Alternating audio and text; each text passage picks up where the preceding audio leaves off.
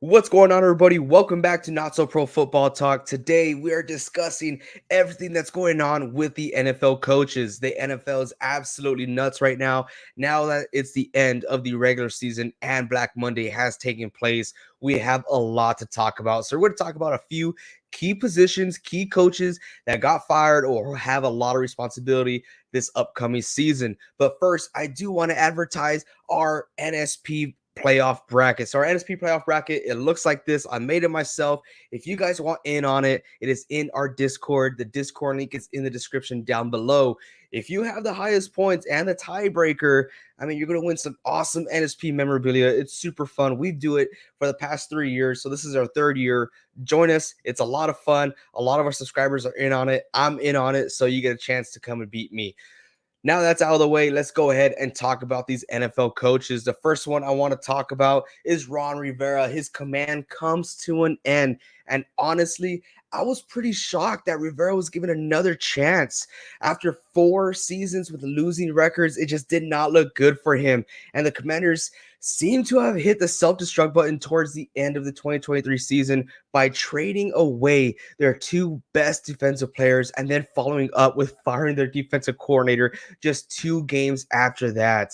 Go figure. I can't believe they did that, but it is what it is. The Commanders have hired someone, a former 2-time NBA executive of the year, Bob Myers, to help run the franchise. Go out there, go seek some talent. But personally, if you ask me in my not so pro opinion, see what I did there? I feel like the answer is right in front of their face. I like Eric Bieniemy. I honestly thought he was going to get a shot this year to become the head coach for the Washington Commanders. I think he could be the answer. And I think he has a lot of long-term upside.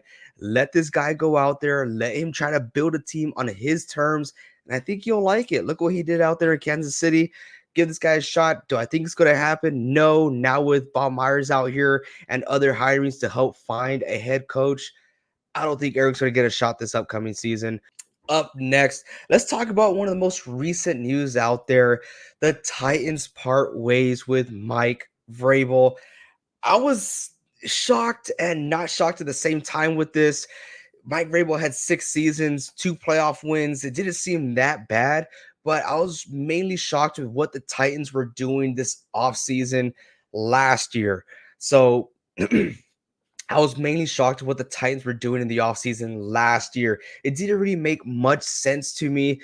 They went ahead and kept Derrick Henry instead of getting any value for him, which I felt like he had tons of value last offseason. So they kept him. Now he's a free agent. He already said goodbye to the team and the franchise. So he's going to go off elsewhere, hopefully not Dallas. We did get a little teaser that he's going to go out and visit Dallas this offseason.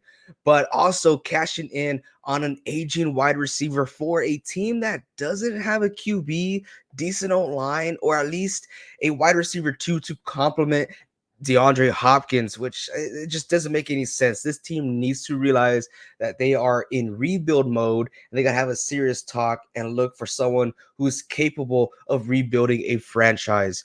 So, Tennessee Titans, good luck with that. Up next, I do want to talk about one of the hotheads here. The Falcons waste no time in offloading Smith. No time was wasted for the Falcons to say goodbye to Arthur Smith after an embarrassing loss to a division rival. After 3 seasons, he went 7-10 in each of those seasons, even with a soft schedule that they had, and even with plenty of talent on that team. I'm talking about Drake London, Kyle Pitts, Bijan Robinson, the most recent one, all top 10 picks. And it was just head scratching that Arthur Smith did not want to utilize those guys. Instead, they wanted to utilize a 4-string tight end. It's just crazy out there. I don't know what Arthur Smith was doing. He was brought in to be very creative. The only thing that was creative about him was his thought process. So I don't blame the Falcons for parting ways with Arthur Smith.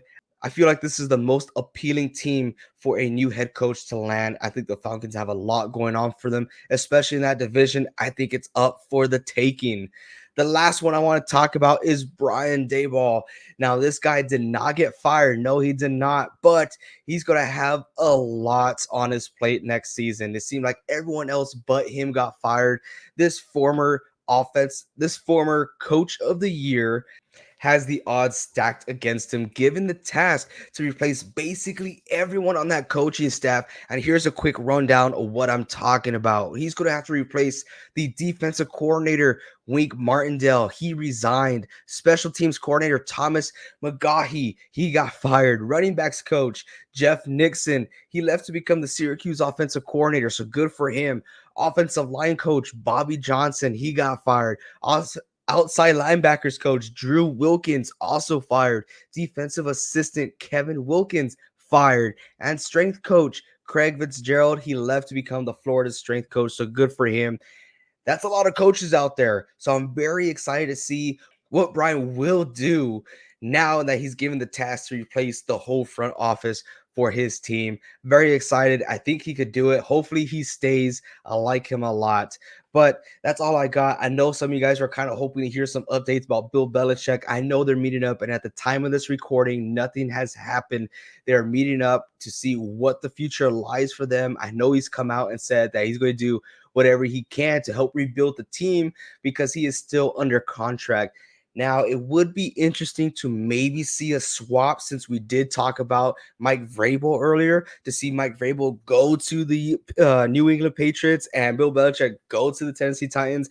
But honestly, I think Belichick would be an awesome fit for either the Atlanta Falcons or the Chargers if he is released from the New England Patriots. Well, that's all I got for today. Like I said, if you guys want to join our playoff bracket, the link is down in the description. Join our Discord. That's where it's at, and that's where you can find it. So if you like this video, make sure you hit a thumbs up and hit that subscribe button. And until next time, keep on grinding.